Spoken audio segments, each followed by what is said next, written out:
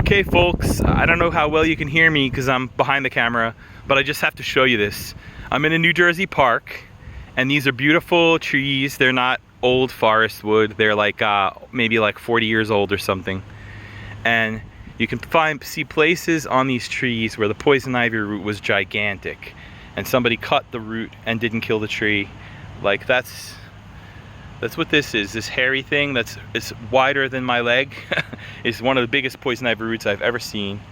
So big, in fact, that I think it's kind of hollow, and I don't think that's the tree. I think that's the root, which is crazy. But they killed it, and so good job, park rangers. Now, what I'm trying to show you that I'm not getting a good view of is the leaves hanging down on these little branches here are maple leaves.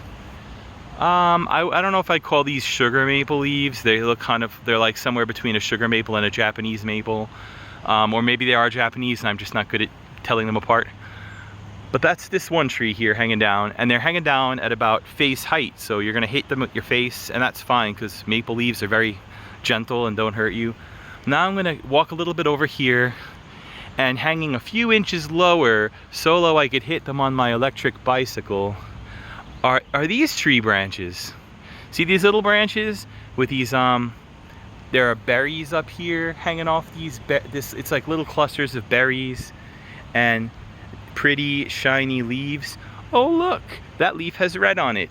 That's because these are poison ivy leaves hanging down off poison ivy vines that are so large and entangled and hanging down from like 2 stories up that they look like tree branches.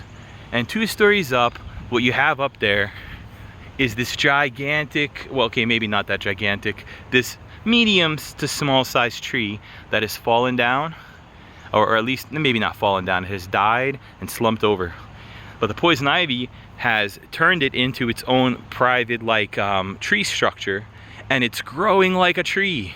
Like, I can't believe this. You would not, I've seen poison ivy every day of my life for like decades and decades. I've never seen poison ivy where I would have confused it for a tree. Now, I've seen it on trees, don't get me wrong. I've seen it kill trees, don't get me wrong. I've never seen it hanging down off the tree like branches that a person in a park would walk into that and just brush it aside because it's in their way, and then they would be fucked up and covered in poison ivy. As a matter of fact, one good wind and this thing's hitting me, so I'm getting out of here.